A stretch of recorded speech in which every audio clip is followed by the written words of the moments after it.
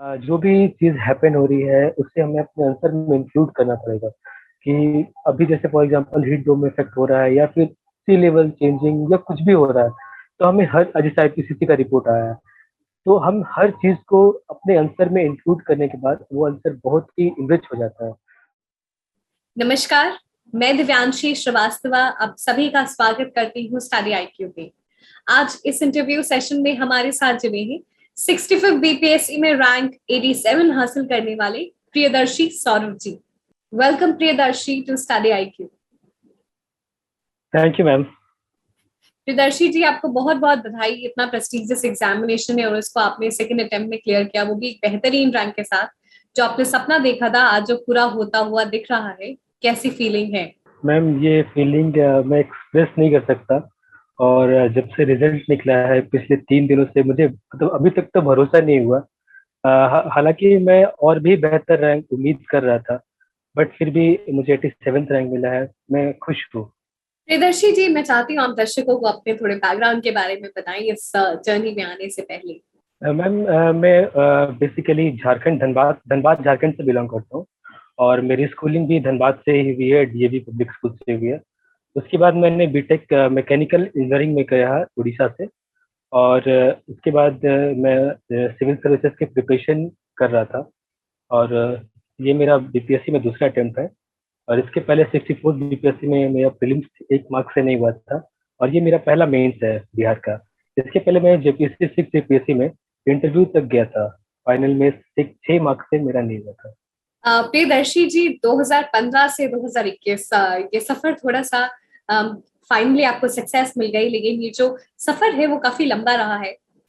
मैं जानना चाहती हूँ कि जैसे आपने बताया कि झारखंड प्रोविंशियल सर्विस और 64 बीपीएससी में भी आपका नहीं हुआ था, फिर भी आप लगे रहे, डटे रहे इस एग्जामिनेशन की पूरी साइकिल में। तो क्या मोटिवेशन था जो फिर आप इस एग्जामिनेशन साइकिल में आए और फाइनली आज आप 687 रैंक के साथ सिलेक्टेड है? मैम ये जो एग्ज़ाम का प्रोसेस है, ये प्रोसेस बहुत ही लंबा प्रोसेस है। देखा जाए तो नॉर्मली भी 1 साल का प्रोसेस है, बट स्टेट में तो लगभग 2 साल लग ही जाते हैं। तो मेरी जिद थी और मेरी बचपन से ख्वाहिश थी कि मैं इस प्रेस्टिजियस सेवा का हिस्सा बनूं। तो मैं लगा रहा। और क्योंकि हर बार मुझे सफलता कुछ एक लेवल में क्लियर करता रहा, तो मुझे लगता था कि हाँ हो सकता है। और आसपास के भी लोग निकल रहे थे, तो मुझे लगता था कि हाँ हम जैसे ही लोग निकल रहे हैं तो मैं भी निकाल ही सकता हूँ, मेरा भी एग्जाम क्लियर हो सकता है। तो ये भी एक मोटिवेशन था। और बस ऐसे ही लगा रहा मैं। एक बहुत ही खूबसूरत मोटिवेशन और ऑप्टिमिज्म का एक ऐसा मिसाल कि आपके आसपास के ही लोग ही तो निकल रहे हैं, आज आप क्यों नहीं? तो यही मोटिवेशन आपको हमेशा सस्टेन रखा है इस प्रिपरेशन में, और उसका नतीजा आप है कि आप यहाँ हमारे साथ बैठे एक बेहतरीन रिजल्ट के साथ। प्रियदर्शी जी, अगर हम बीपीएससी एग्जामिनेशन की प्रिपरेशन की बात करें तो मैं डायरेक्टली मेंस पे आना चाहूंगी। जीएस 1, जीएस 2 और ऑप्शनल आपका ज्योग्राफी था। मैं चाहती हूँ पहले आप जीएस 1 की बात करें, क्योंकि अलग अलग सेक्शंस को आपने बहुत ही अच्छे से समझा एग्जामिनेशन पॉइंट ऑफ व्यू से। मैम जो बीपीएससी मेंस का जो मतलब सिलेबस है, ये एग्जाम पैटर्न है। तो ये 2 जीएस और एक ऑप्शनल, मतलब 3 पेपर के साथ होता है। और जीएस 1 का जो सेक्शन है, इसमें 3 सेक्शन होते हैं। इसमें पहला होता है हिस्ट्री, दूसरा होता है आईआर और तीसरा होता है डीआई स्टैटिस्टिक्स। तो जो हिस्ट्री वाला सेक्शन है, कम वेश उसमें 15 15 या 20 क्वेश्चन होते हैं, वही रिपीटेड होते हैं। तो मैंने क्या किया था कि जितने भी क्वेश्चन थे मैं सारे के अच्छे से आंसर मैंने रेडी करके रखा था। और उसको मैं बार बार लिख के प्रैक्टिस किया था। और इससे क्या हुआ था कि एग्जाम में जो भी क्वेश्चन आया था उसमें कम समय में मैंने उसको बेहतरीन तरीके से लिख दिया था। और जो आईआर वाला सेक्शन था, स्टडी आईक्यू का मैं रेगुलर विजिट मतलब व्यूअर रहा हूँ। और स्टडी आईक्यू से जो आईआर का सेक्शन था मेरा बहुत ही स्ट्रांग हुआ है। तो मैं आईआर का सेक्शन और जो करंट अफेयर का सेक्शन था उसको मैं अच्छे से डील कर सका था। और उसके बाद मेरे करंट अफेयर मैगजीन्स भी पढ़े थे। और यूपीएससी की जो प्रिपरेशन थी वो भी बहुत ही काम आई थी, और खास करके आईआर वाले सेक्शन में।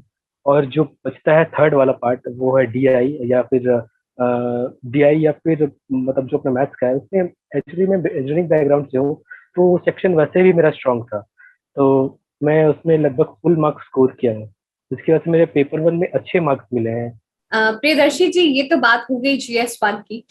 GS1 में जो हिस्ट्री का पोर्शन है, मैं चाहती हूँ थोड़ा सा आप उसे और इलाबोरेट करें, क्योंकि हम दिन पे दिन देखते जा रहे हैं जितने फैक्ट्स हैं, और पेपर भी इवॉल्व हो रहा है हर साल। हाँ मैम, जो हिस्ट्री का सेक्शन है, पहले एकदम डायरेक्ट ही क्वेश्चन आ जाता था। जैसे कि डायरेक्ट पाल आर्ट के बारे में लिखिए या मॉडर्न आर्ट के बारे में लिखिए। अब वो क्वेश्चन थोड़े अप्लाइड आ रहे हैं। जैसे कि मॉडर्न आर्ट का बुद्धिज्म से कनेक्शन, पाल आर्ट का बुद्धिज्म से कनेक्शन, आपको थोड़ा डीप स्टडी करना होगा। पहले डायरेक्ट एकदम डायरेक्ट ही आते थे, एकदम आपको वैसे ही लिखना होता था। अब थोड़ा आसपास की भी चीज़ों को पढ़ना होगा और चीज़ों को कनेक्ट करना होगा। इस प्रिपरेशन में सबसे बड़ी बात होती है कि चीज़ों को आप कनेक्ट करें। तो जैसे आप चीज़ों को कनेक्ट करेंगे तो फिर चीज़ें आसान हो जाती है।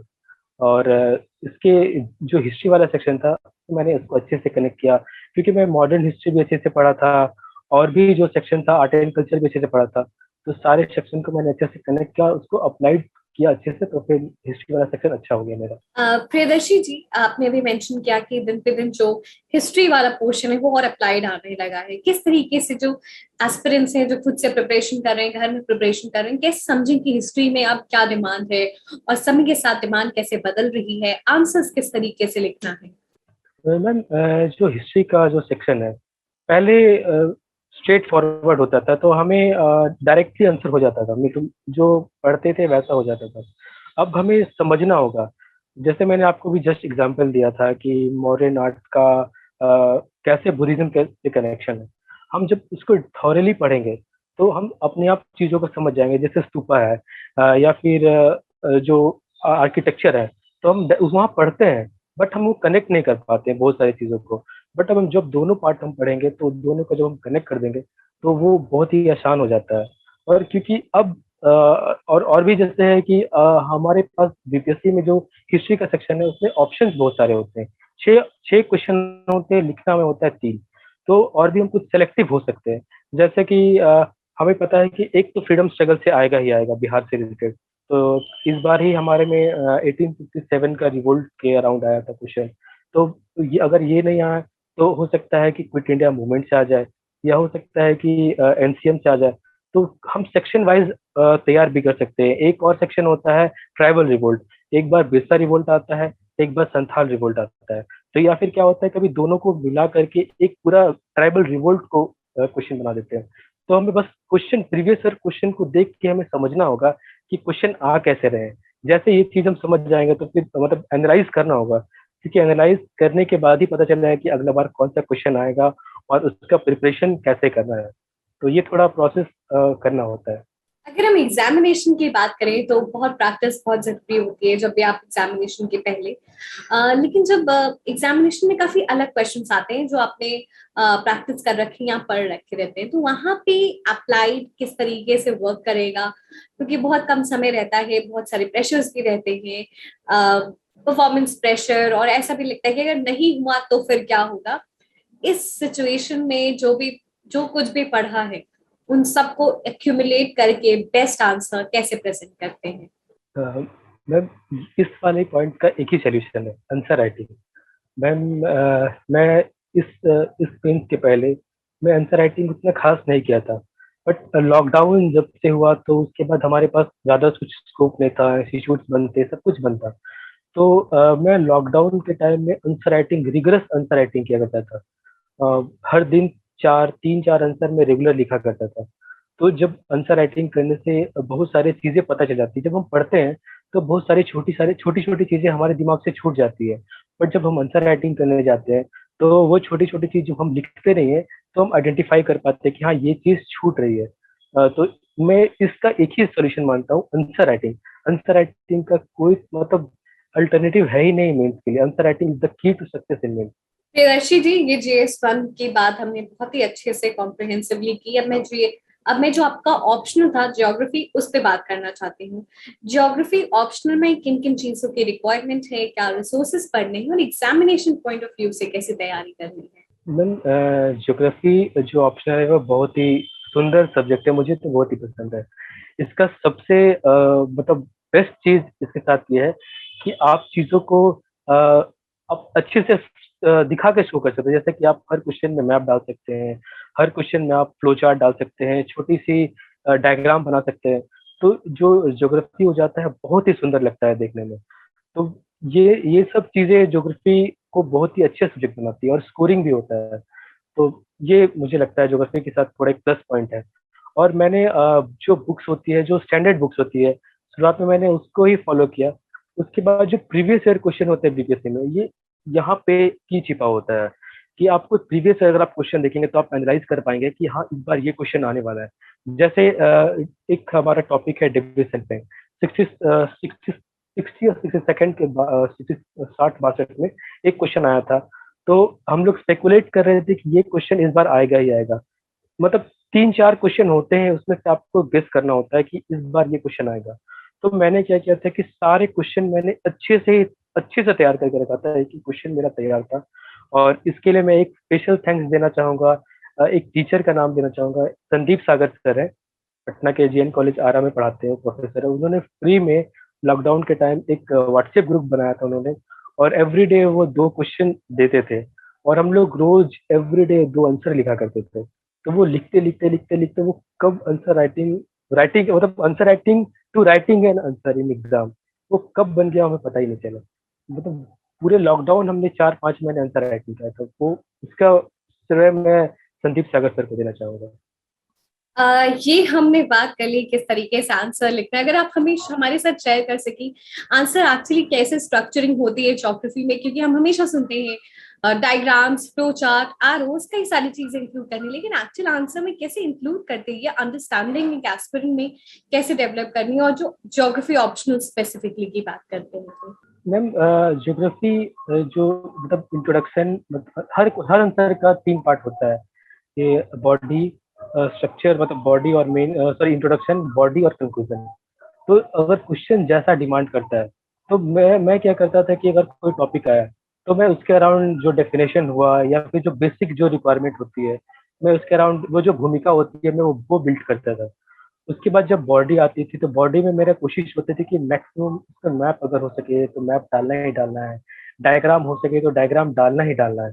तो मैं अपनी जो बॉडी होती थी उसको मैं बहुत ही सुंदर तरीके से बनाता था। और जो एक एक मैं ट्रिक बताता हूँ कंक्लूजन का, लोग हमेशा कंक्लूजन में कंफ्यूज करते हैं कि कंक्लूजन को कैसे लिखना है। तो मैं कंक्लूजन में क्या करता था, मेरे मुझे ये पता था कि जो कंक्लूजन का सेक्शन है ये मेरा सेक्शन है, क्योंकि कंक्लूजन में मैं कुछ भी लिख सकता हूँ। फॉर एग्जांपल अगर हमारे पास अगर एयर एटमॉस्फेयर का स्ट्रक्चर का क्वेश्चन है, तो मतलब हमें इंट्रोडक्शन में लिखना ही पड़ेगा एटमॉस्फेयर क्या है, बॉडी में मुझे लिखना पड़ेगा और मुझे डायग्राम बनाना पड़ेगा, स्ट्रेटोस्फेयर, मेसोस्फेयर, वो सब मुझे ट्रोपोस्फेयर सब बनाना पड़ेगा। बट मुझे पता है कि कंक्लूजन में मेरा सेक्शन है, उसमें मैं चाहूँ तो एयर पोल्यूशन भी लिख सकता हूँ, बट थोड़े रिलेवेंट होने, थोड़े क्या रिलेवेंट ये होने चाहिए। मैं ये भी लिख सकता हूँ कि एयर पोल्यूशन की वजह से एटमॉस्फेयर का जो स्ट्रक्चर है वो वेरी कर रहा है। क्वेश्चन मुझे एटमॉस्फेयर के स्ट्रक्चर के बारे में पूछा जा रहा है, बट मैं कंक्लूजन में एयर पोल्यूशन के बारे में लिख सकता हूँ। इसी तरह कंक्लूजन एक ओपन एंडेड होता है, और कंक्लूजन में हम अच्छे से कुछ भी लिख सकते हैं। जब हमारा कंक्लूजन, बॉडी और मतलब इंट्रोडक्शन सब कुछ बैलेंस होगा तो आंसर अपने आप अच्छा हो जाता है। तो इन सब चीजों का मैं हमेशा ध्यान रखता था। प्रियदर्शी जी, आपने ये जो अपनी ट्रिक बताई है कि कंक्लूजन ये आपका पोर्शन है और इसको आपको यूटिलाइज करना है बहुत ही अच्छे से। और ज्योग्राफी एक बहुत ही डायनामिक सब्जेक्ट है, ऑप्शनल के तौर पे बहुत सारी करंट हैपनिंग्स भी होती है, उसको आपको इंक्लूड करना है। तो कैसे अपने नोट्स में इंक्लूड करना है जो भी डायनामिक पोर्शन, जो भी करंट हैपनिंग्स हो रही है? मैम इसके लिए हमें न्यूज़पेपर और करंट अफेयर मैगजीन्स के साथ अपडेटेड रहना पड़ेगा। जो भी चीज़ हैपन हो रही है उसे हमें अपने आंसर में इंक्लूड करना पड़ेगा। कि अभी जैसे for example heat dome effect हो रहा है या फिर सी लेवल चेंजिंग या कुछ भी हो रहा है, तो हमें हर, जैसे आईपीसीसी का रिपोर्ट आया है, तो हम हर चीज़ को अपने आंसर में इंक्लूड करने के बाद वो आंसर बहुत ही इनरिच हो जाता है। तो हमें इन्हीं 2 चीज़ों का ख्याल रखना होगा। और भी जैसे मैगज़ीन आती है, तो मैगज़ीन्स के साथ भी हम अपडेट कर सकते हैं अपने आंसर्स को। तो ये इन सब चीज़ों का ध्यान रखने से आंसर एकदम करंट और डायनामिक जो सेक्शन है हम उसको टैकल कर सकते हैं। प्रियदर्शी जी, किस तरीके से स्टडी आईक्यू आपकी जर्नी में साथ रहा है? स्टडी आईक्यू का मैं रेगुलर विजिटर रहा हूँ। अगर ऐसा बोला जाए तो मैं स्टडी आईक्यू के लिए एडिक्टेड हूँ। 2017 से मैं स्टडी आईक्यू का एक रेगुलर विजिटर रहा हूँ। और स्टडी आईक्यू के लिए मैं करंट अफेयर्स, आईआर और इकोनॉमिक्स के सेक्शन को मैंने स्टडी आईक्यू से ही बहुत हद तक किया है। करंट अफेयर्स के लिए गौरव गर्ग के वीडियोस, और जो एमसीक्यू, जो मंथली एमसीक्यू आता है, मैंने वो सॉल्व किया। इकोनॉमिक्स के लिए अंकित अग्रवाल सर की वीडियोस। और फिर एक क्योंकि जो स्टेट जो बीपीएससी के लिए जो करंट अफेयर होती है कुछ अलग होती है, तो उसके लिए मैं पॉकेट स्टडी आईक्यू का जो ऐप था वो भी मैंने इंस्टॉल किया था। उससे बहुत हद तक मेरे करंट अफेयर के सेक्शन को मैंने कवर किया था। तो देखा जाए तो स्टडी आईक्यू का बहुत बड़ा रोल रहा है मेरे सक्सेस के पीछे। Thank you study IQ for all round support. Thank you so much Priyadarshi ji हमारे साथ जुड़ने के लिए, और हमें बहुत खुशी है कि हम आपकी सक्सेस स्टोरी का हिस्सा बन सके। पूरी टीम की तरफ से आपको ढेर सारी शुभकामनाएं। धन्यवाद।